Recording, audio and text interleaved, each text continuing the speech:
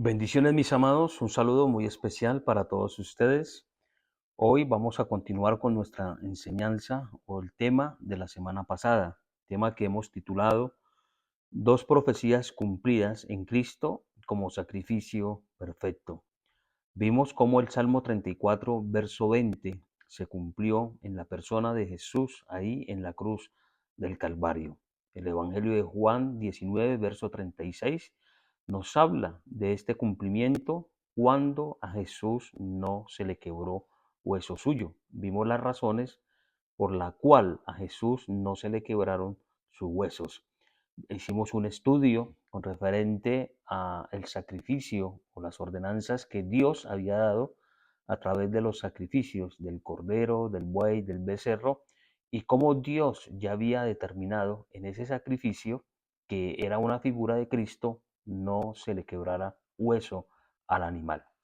Hoy estaremos viendo también Juan 19, a partir del verso 38 al 42, cómo se cumplió también la palabra profética del Salmo 16:10, donde dice el salmista, porque no dejarás mi alma en el Seol, ni permitirás que tu santo vea corrupción.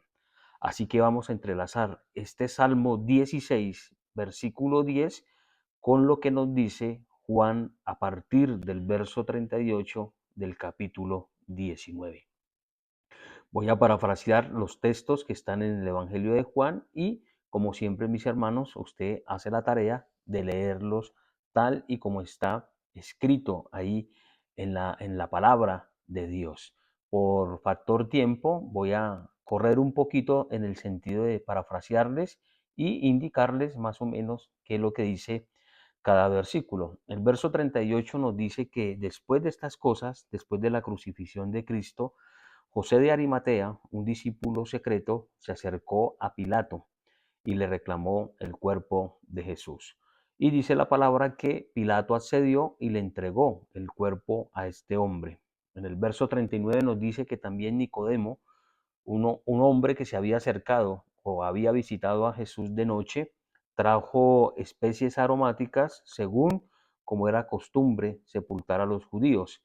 Trajo aloes, trajo mirra y especifica que era como de 100 libras. Es importante que quede registrado la cantidad porque como veremos más adelante, hay algo significativo en la cantidad que trajo Nicodemo para embalsamar o untar el cuerpo de Jesús y así poderlo sepultar. En el verso 40 dice, tal vez los dos, que Nicodemo y José de Arimatea tomaron el cuerpo de Jesús, lo volvieron en lienzos con especies aromáticas, según era la costumbre, y dice la palabra que en el lugar donde Jesús había sido crucificado, verso 41, había un huerto y en el huerto un sepulcro nuevo, en el cual no había sido puesto ninguno. Eso es importante. Allí pues, por causa de la preparación de la Pascua de los judíos y porque aquel sepulcro estaba cerca, pusieron a Jesús, verso 42. Mis hermanos, algo que quiero decirles es que en Dios no hay casualidades. Cuando uno lee estos versículos, sobre todo el 41 y el 42 del Evangelio de Juan, como que nos da como la impresión de que todo fue por casualidad y ya hemos escuchado que en Dios no hay casualidades, sino que hay propósitos. Y Dios, mis hermanos, de una u otra manera, hizo todo lo posible desde el principio hasta el final para que todo se cumpliese en Cristo.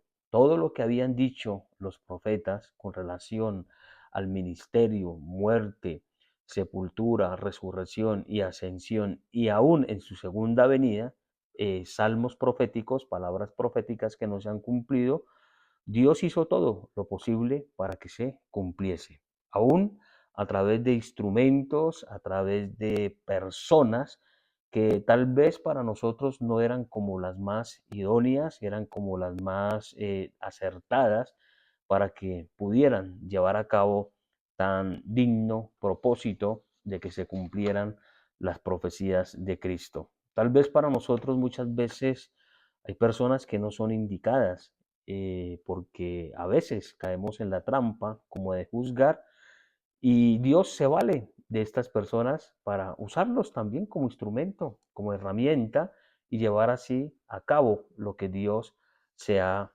propuesto. Me hace acordar mucho acerca del profeta Elías cuando él le dice a Dios como quejándose, yo solamente he quedado como profeta, mira que pues todos los profetas han muerto por manos de Jezabel. Y el Señor le dice, Elías, tal vez estás reclamándome algo que no es cierto porque yo tengo 50 profetas que he reservado y no han doblado sus rodillas ante Baal. Entonces es ahí donde, mis hermanos, hay una gran enseñanza, y es que Dios, tras el telón, tras bambalinas, tiene sus personas, tiene sus herramientas para cumplir todas aquellas cosas que Dios ha declarado. Y vuelvo y lo repito, tal vez a veces creemos que esos vasos no son indicados. ¿Quién iba a creer que Pablo iba a ser una herramienta útil para llevar el Evangelio, conociendo de antemano los antecedentes que tenía de perseguir a los cristianos y llevarlos aún a la muerte? Así que, mis hermanos, vamos entonces a estudiar, vamos a leer varias citas bíblicas del Antiguo Testamento, algunas del Nuevo, para poder, mis hermanos, nosotros ver cómo esta profecía del Salmo 16:10 se cumplió en Cristo como sacrificio perfecto. Bien, mis hermanos, entonces lo que vamos a hacer, hermanos, es lo siguiente. Tan importante es esta profecía, a manera de introducción, tan importante es esta profecía del Salmo 16:10, que el apóstol Pedro y el apóstol Pablo hicieron énfasis en el Salmo 16:10. El Salmo 16, mis hermanos, es un salmo compuesto por David, y este salmo es conocido como un salmo de oro o el salmo dorado. Hay algunos salmos que se les conoce como salmos de oro, y más cuando la palabra dice salmo de mitán. La palabra mitán es cubrir, o cómo se cubre una cosa con algo dorado, en este caso con un metal. Así que, mis hermanos, hay salmos que son de oro. Los salmos tienen diferentes clasificaciones, tienen diferentes nombres, y a cada salmo se le da, de acuerdo a su lectura, se le da, mis hermanos, su respectiva clasificación. Pero eso será tema, tal vez, mis hermanos, más adelante, cuando hablemos de los salmos. Ahora, mis hermanos, este salmo de David, él expresa algo que el apóstol Pedro, ahí en Hechos capítulo 2, versículo 31, cuando el Espíritu Santo viene de una manera poderosa sobre ellos, Pedro se para de una manera valiente, de una manera, como dice la Biblia, con denuedo, con poder, y empieza a proclamar, mis hermanos, la palabra de Dios, diciéndoles, varones israelitas, era necesario que todo lo que ustedes están viendo se cumpliese. Entonces, mis hermanos, en Hechos 2:31, el apóstol Pedro hace referencia a este salmo de David. Entonces, el apóstol Pedro, hablando de David, dice lo siguiente: viéndolo antes, ¿quién? David, habló de la resurrección de Cristo, que su alma no fue dejada en el Hades, ni su carne vio corrupción. Aquí, mis hermanos, David habló algo profético que no tiene nada que ver con él. Él, mis hermanos, como nosotros podemos ver, él ya murió miles de años atrás.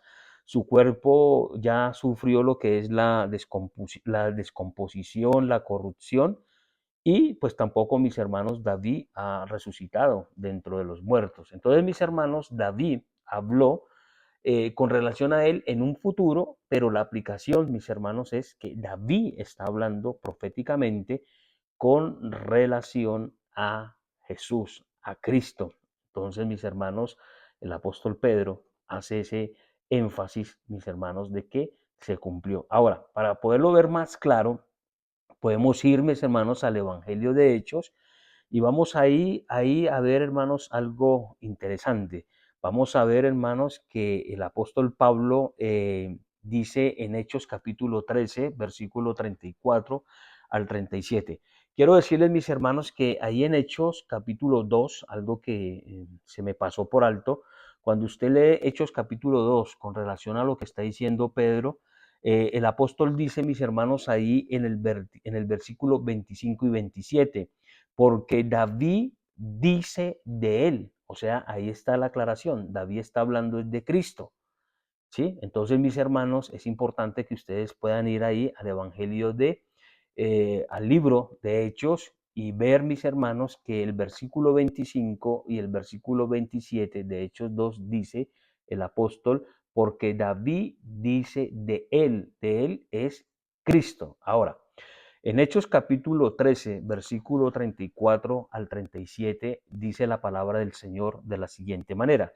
Dice, y en cuanto al que le levantó de los muertos, Pablo diciendo, dice, para nunca más volver a ver corrupción, lo dice el verso 34. Verso 35. Por eso también dice otro salmo. El apóstol Pablo dice que es el cumplimiento del Salmo 16:10, porque Pablo dice la siguiente manera, por eso también dice otro salmo, no permitirás que tu santo vea corrupción. Y el verso 37 de Hechos 13 dice, mas aquel a quien Dios levantó no vio corrupción. Noten ustedes, mis hermanos, que tanto el apóstol Pedro como el apóstol Pablo están haciendo alusión al Salmo 16, versículo 10, que se cumplió en Cristo Jesús. Como dice Pablo en el verso 35, por eso también dice otro salmo, o sea, el Salmo 16, 10. Entonces, mis hermanos, vamos a mirar en este día tres cosas importantes con relación al cumplimiento. Mis hermanos, Cristo como el Cordero de Dios era el Cordero sin mancha, sin tacha, era ese Cordero que iba a ser ofrecido sin pecado. Recordemos, mis hermanos, que el carnero, la ovejita, el buey tenían que cumplir ciertas condiciones que Dios había especificado para presentar el sacrificio, empezando porque tenían que ser de un año de edad, hablándolo así, muy jóvenes, porque sabemos que Cristo murió en una edad muy joven, Cristo como el Cordero de Dios. Ahora, mis hermanos, Cristo tenía que estar libre de toda contaminación, de toda corrupción, de toda putrefacción. Entonces, mis hermanos, esa es la razón por la cual el Evangelio de Juan nos dice que Jesús fue puesto en un sepulcro nuevo. Ahí, mis hermanos, yo al final voy a hablar con referente a ese sepulcro nuevo, pero quiero decir algunas cosas importantes. Voy a enfocarme en tres cosas. En primer lugar, mis hermanos, la corrupción en la Biblia es una figura de contaminación. Dios había ordenado en el Antiguo Testamento, en cuanto a la carne del sacrificio, Él había ordenado lo siguiente.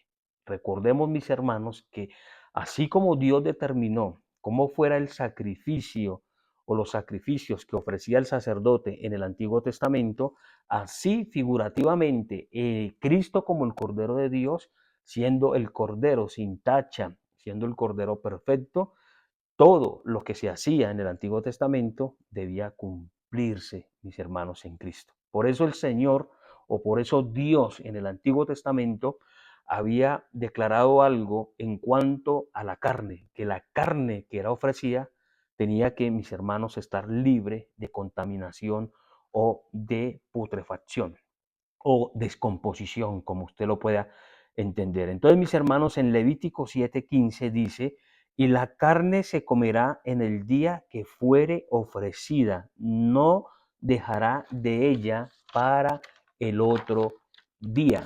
Note lo que el Señor está diciendo, la carne que se ofrece se tiene que consumirse el mismo día, no se tiene que dejar para el otro. En el verso 19 dice, la carne que tocare cosa inmunda no se comerá, será quemada al fuego. Verso 20.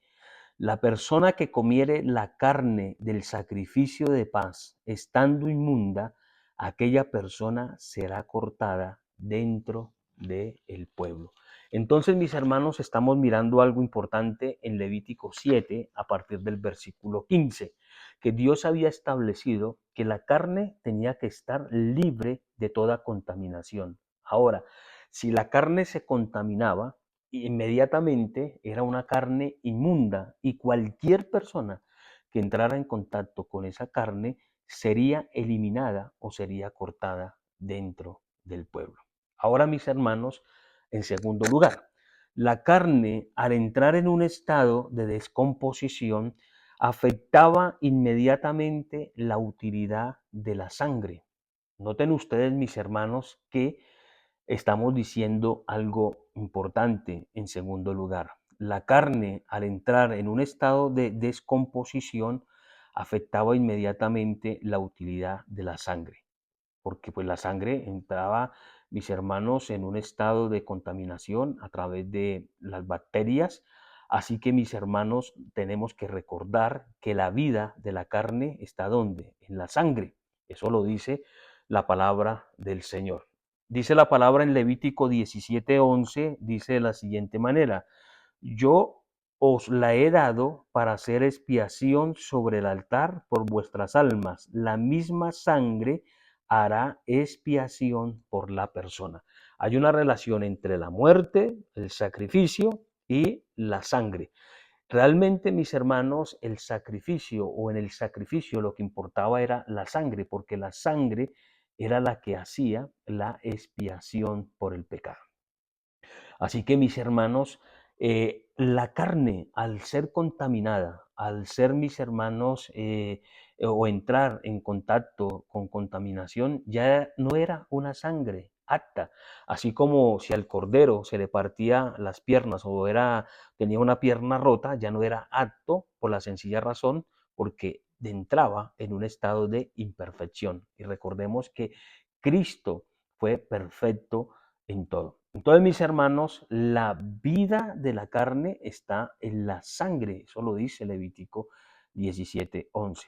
El apóstol Pedro, ahí en el capítulo 1, verso 18 y 19, nos dice de la siguiente manera: sabiendo que fuisteis rescatados de vuestra manera de vivir, de las cosas corruptibles, dice la palabra, como oro y plata. Ahora dice la palabra que nosotros no fuimos redimidos por cosas corruptibles como oro, como plata, sino que fuimos redimidos con la preciosa sangre de Cristo como de un cordero sin mancha y sin contaminación. Note usted lo que está diciendo el apóstol Pedro: sabiendo que fuiste rescatados de vuestra manera de vivir, la cual recibisteis de vuestros padres con cosas corruptibles como oro y plata. Ahora, hablando de la redención, dice que nosotros fuimos, hermanos, vivificados, fuimos limpiados por la preciosa sangre de Cristo, como la de un cordero sin mancha y sin contaminación. Ahora, en primera de Juan capítulo 1, versículo 7 dice: la sangre de su Hijo Jesucristo nos limpia de todo pecado. Así que, mis hermanos, la importancia que nosotros podemos ver a través del sacrificio de ese cordero era que la carne cumplía, mis hermanos, ciertos requisitos. Tenía que estar libre de la contaminación, y estamos viendo en segundo lugar que si la carne estaba libre de toda contaminación, iba a preservar inmediatamente la utilidad de la sangre, porque la vida, mis hermanos, está en la sangre, nos lo dice la palabra de Dios. Hebreos capítulo 9, versículo 14. Cuánto más la sangre de Cristo, el cual mediante el Espíritu Eterno se ofreció a sí mismo sin mancha, a Dios limpiará. O sea, Cristo se ofreció sin mancha a Dios y Él nos limpiará nuestras conciencias de obras muertas. Si hay algo, mis hermanos, que la sangre hace, es que nos limpia de todo pecado. Y no solamente limpia de todo pecado, sino que también la sangre dice algo tremendo: limpiará nuestras conciencias. Así que, mis hermanos, cuando nosotros miramos Hebreos 9:14, si nosotros vamos al versículo 13, vamos inmediatamente a ver el contexto. Dice: si la sangre de los toros, los becerros, los machos cabríos santificaba para la purificación de la carne, cuánto más la sangre de Cristo, mis hermanos. Cuanto más la sangre de Cristo purificará nuestras vidas. Entonces, mis hermanos, el sacerdote tenía que hacer algo importante. Estamos hablando en segundo lugar. Estamos hablando, mis hermanos, de que el sacerdote tenía que preservar la carne libre de toda putrefacción, descomposición, porque así evitaba, mis hermanos, que la sangre sufriera algún tipo también de contaminación a través de bacterias. Y pues hermanos, a la sangre, al sufrir ese estado de contaminación, ya no era una sangre apta. Y recordemos, mis hermanos, que la sangre de ese cordero que era ofrecido hacía expiación por el pecado de las personas. Ahora, la sangre de Cristo hizo expiación, no solamente expiación, sino que también hizo para nosotros la redención de nuestras almas. Hay algo interesante que en el Antiguo Testamento la sangre hacía expiación, o sea, cubría, mis hermanos, como por un momento aquella culpa o aquel pecado cometido por los seres humanos. Nosotros también, hermanos, a través de Cristo, a través de su sangre, Él nos expió, pero también nos redimió. Él hizo expiación, pero también nos redimió a nosotros de todo pecado.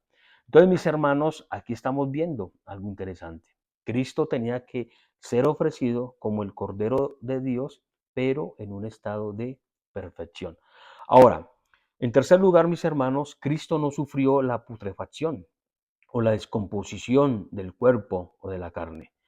Recordemos, mis hermanos, aquí hay algo interesante, que Cristo como el segundo Adán fue mejor en todo que el primero, en este caso que Adán mismo. Recuerden, mis hermanos, que el primer Adán pecó y al pecar pasó a un estado corruptible, pero hermanos, la Biblia nos dice que Cristo no pecó. La Biblia dice que Cristo no pecó en ninguna cosa. Así que, mis hermanos, además, Cristo fue concebido por el Espíritu Santo y el mismo Espíritu Santo preservó a Cristo de toda inmundicia, de toda mancha, de toda contaminación. Recordemos inclusive, hermanos, que el nacimiento de Cristo es un nacimiento santo, porque dice la palabra que fue concebido por el Espíritu Santo. Cristo no vino a través de una relación de una pareja natural, porque pues hermanos, esa pareja sería una pareja contaminada por el pecado y Cristo nacería en contaminación, por así decirlo. Entonces, mis hermanos, vemos que Dios preparó todo el escenario para que esto se llevara a cabo, que Cristo estuviera libre de toda contaminación. Ahora, mis hermanos, la profecía de Cristo como Cordero perfecto. La Biblia nos dice, mis hermanos, que a través de un hombre que Dios, hermanos, escogió, un hombre que era discípulo secreto de Cristo, dice la palabra del Señor que Dios a través de este hombre preservó el cuerpo y la sangre de Jesús. Lo que estamos diciendo, mis hermanos, o sea, Cristo como sacrificio perfecto tendría que estar libre de toda putrefacción o descomposición. Dice la palabra, mis hermanos, que José de Arimatea, inclusive mis hermanos, ahí en Mateo 27:57, dice algo interesante con referente a José, que más adelante podríamos analizarlo, y es que José entró osadamente, valientemente y reclamó el cuerpo de Cristo. Estamos viendo cómo Dios, hermanos, colocó en el corazón de este discípulo aparentemente secreto, lo colocó en el momento correcto, en ese momento, para poder llevar a cabo el cumplimiento de esa palabra profética en el Salmo 16:10 de que Jesús fuera colocado en un sepulcro nuevo. ¿Por qué? Porque un sepulcro nuevo, mis hermanos, está libre de contaminación, libre de putrefacción, está limpio, hermanos, está, digamos, hermanos, está inmune a elementos que pueden, hermanos, contaminar un cuerpo. Aquí también, hermanos, se cumple la profecía que había dicho el profeta Isaías. Aquí es donde vemos, hermanos, cómo se van cumpliendo cada una de aquellas palabras proféticas dichas por David, escritas en los salmos y a través de los profetas. En Isaías 53:9 dice que se dispuso con los impíos su sepultura, más con lo rico fue en su muerte. Entonces, hermanos, ahí estamos viendo la razón. Estamos viendo, mis hermanos, que José de Arimatea está cumpliendo no solamente que el cuerpo de Jesús sea preservado, libre de corrupción, sino que también está cumpliendo lo que dice la palabra a través del profeta Isaías, que Cristo en su muerte fue rico. ¿Por qué? Porque el sepulcro donde fue puesto Jesús, el dueño era un hombre rico. José de Arimatea era un hombre, mis hermanos, que tenía comodidad y tenía dinero.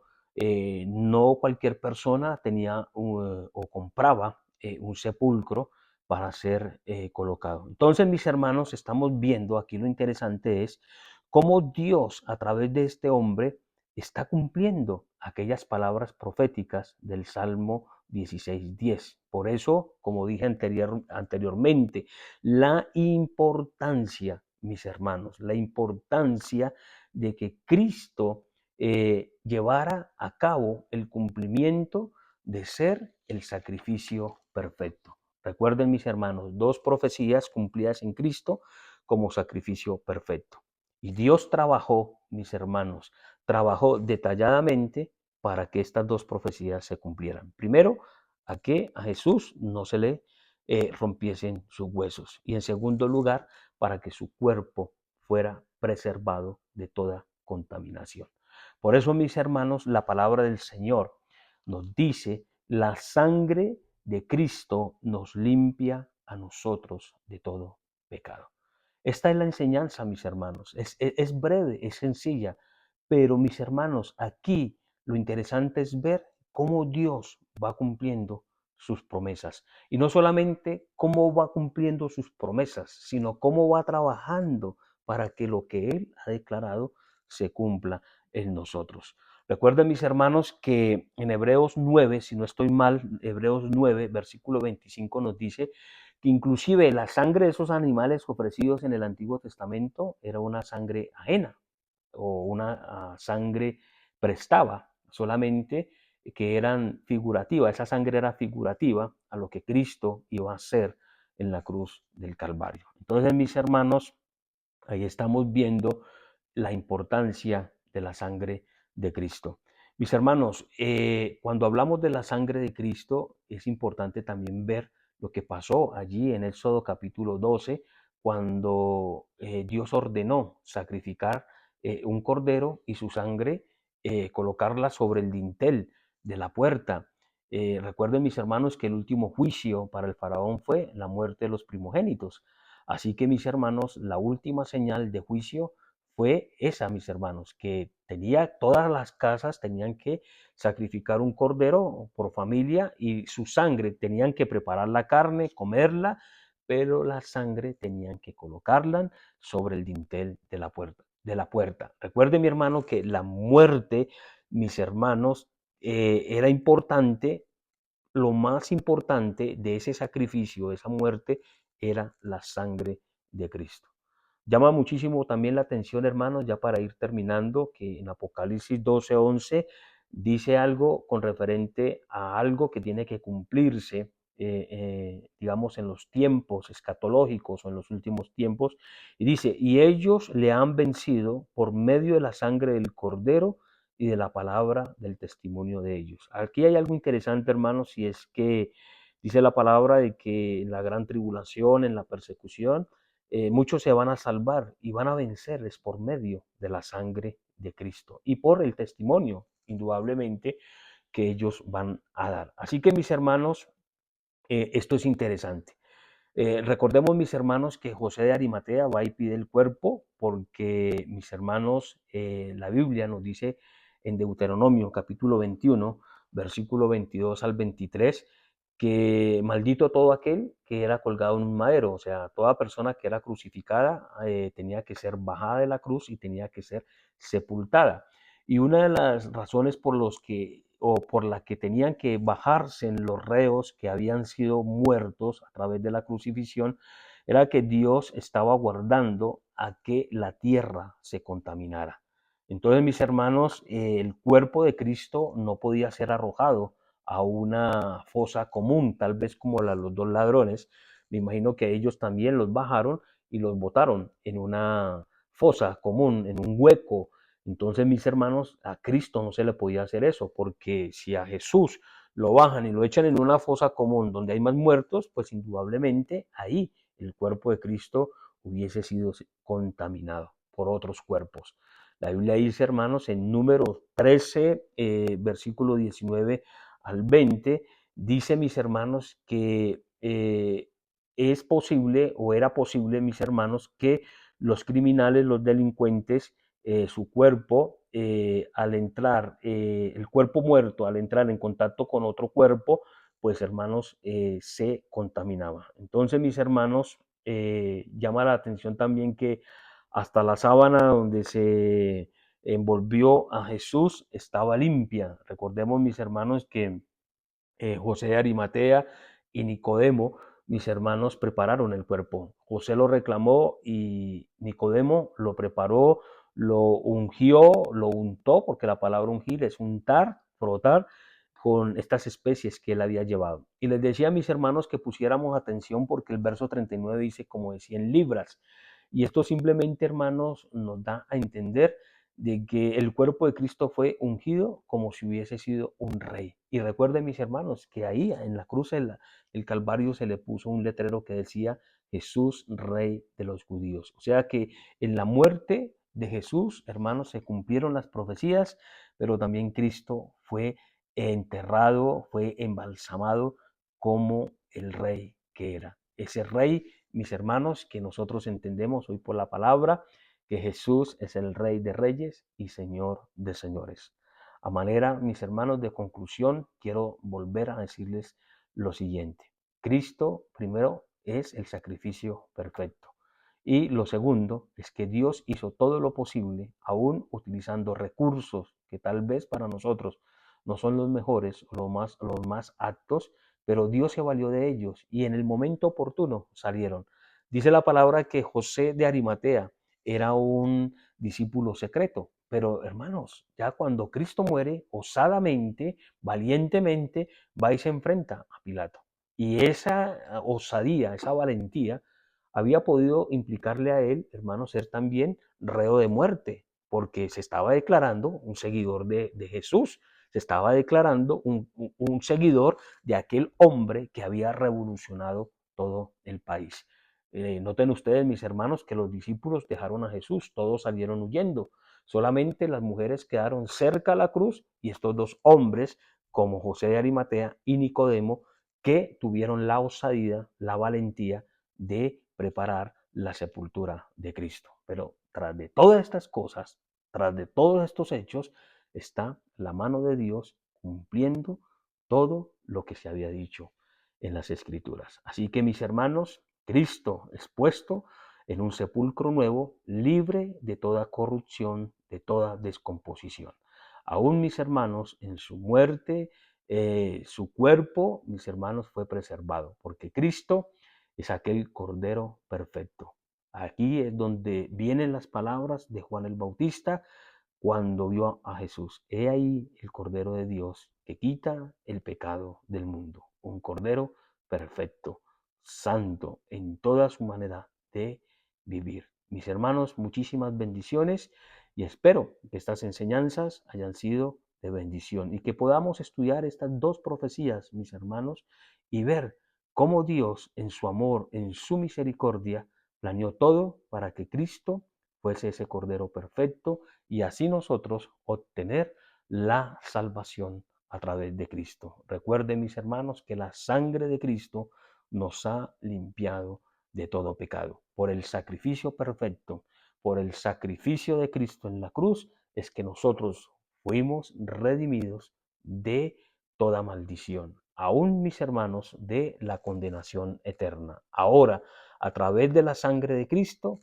tenemos vida eterna. Esa sangre preciosa que nos ha lavado, nos ha limpiado, para que un día no muy lejano, mis hermanos, tal vez podamos reinar con Cristo allí, como dice una canción, en la patria celestial. Bendiciones, un abrazo y mis hermanos, nos veremos en un siguiente video con otra enseñanza de la palabra de Dios. Bendiciones, mis hermanos.